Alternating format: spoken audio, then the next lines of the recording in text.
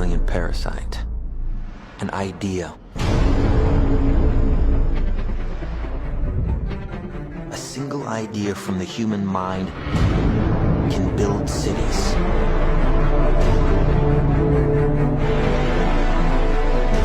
An idea can transform the world and rewrite all the rules. Which is why I have to steal it. He's hiding something and we need to find out what that is. We gotta break out of here. Give him the kick!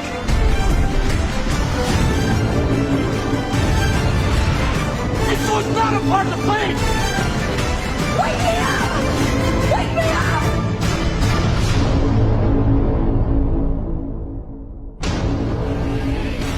I know we have still not shattered that highest and hardest glass ceiling, but someday someone will, and hopefully sooner than we might think.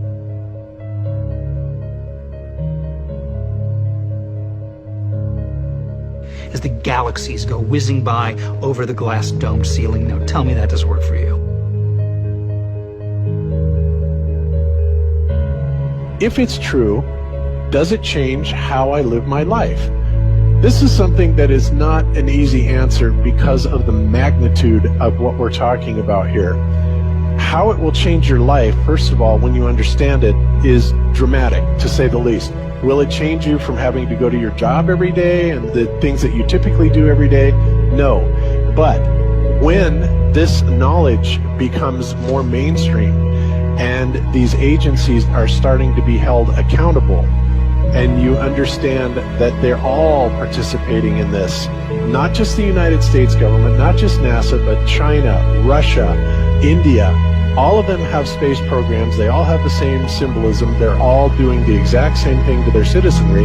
And the first thing you have to understand about this is that the deception goes all the way to the top. And when I say all the way to the top, you have to kind of get rid of the notion that the people at the very highest levels are working together.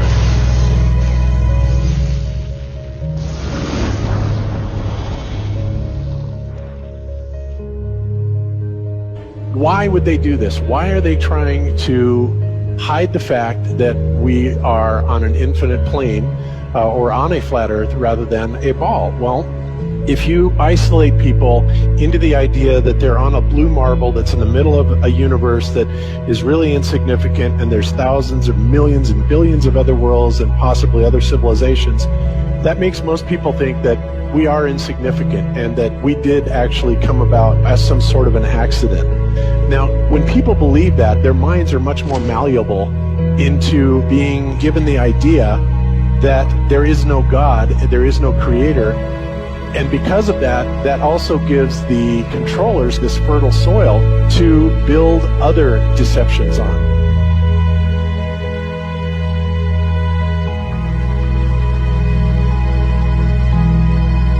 Why do you think that Truman has never come close to discovering the true nature of this world until now? We accept the reality of the world with which we're presented.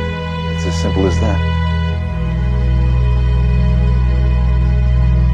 It's about total control, mental, physical, spiritual, every way, shape, form possible. You have to remember how big of a conspiracy this is. This isn't talking about just the JFK thing or isn't talking about just 9/11. It's on an umbrella kind of system to where it is the biggest deception that there is. It actually exposes every other deception, and nothing else brings down the power of the elite because it really exposes education, science, the economy, television, museums, universities. Think of all the things that have been fooled. I feel worse for the people that are out there building satellites, the people that are out there actually working for these space agencies, the people out there teaching in schools as professors, because they would all come to the conclusion eventually, once this gets out, that they've all been contributing to the lie.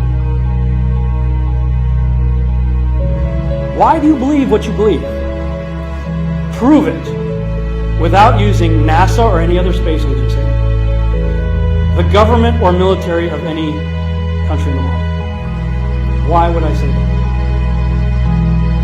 NASA has been proven to be liars time and time again. I could spend a whole weekend here showing you the lies of NASA. How many of you believe your government is 100% honest and can be trustworthy?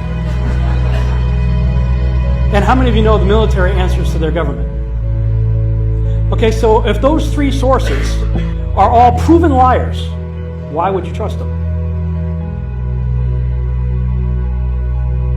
Fool me once, right?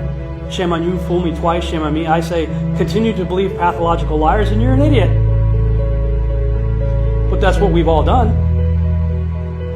And so, I look at these stuff, we've all seen the textbooks, we've all seen the videos and movies and all these things, and there's so much of it. Do you know what the budget NASA has?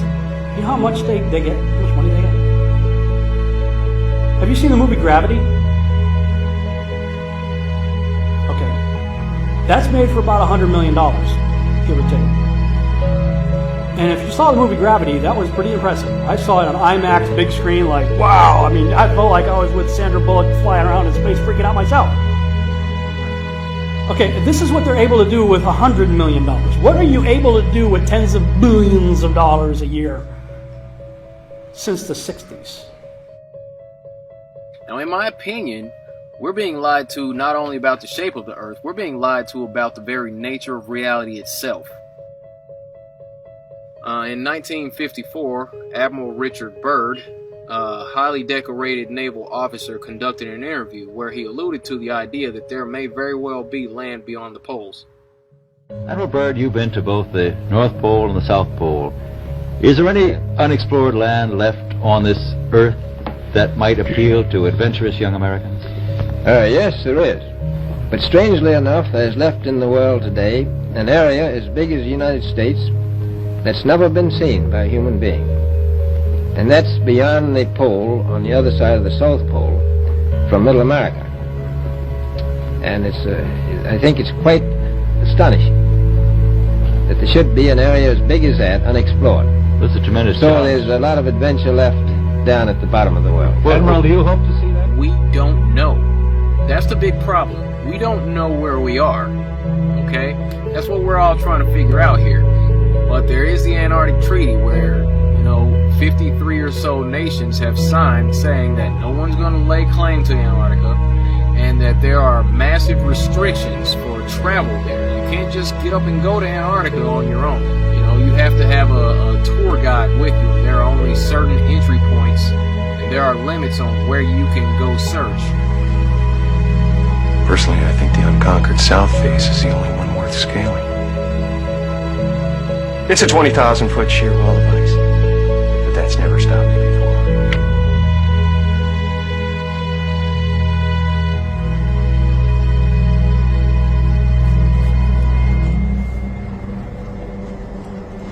Welcome.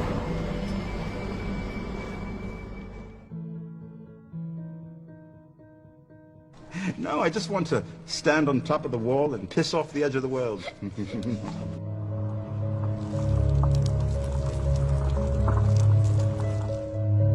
What difference does it make? What difference does it make? Yeah, that's their favorite line. Got a lot of people, what difference does it make? You can't figure out what difference it makes?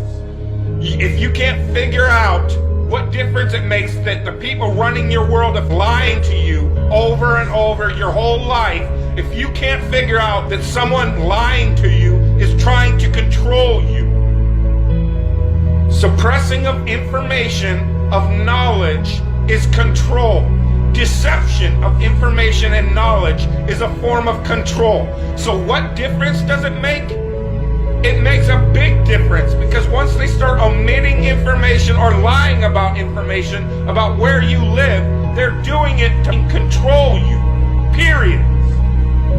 Why am I having to explain this to critical thinkers in the truth movement?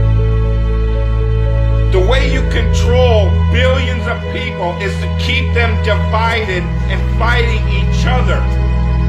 Flat Earth is not a psyop. Flat Earth destroys the psyop.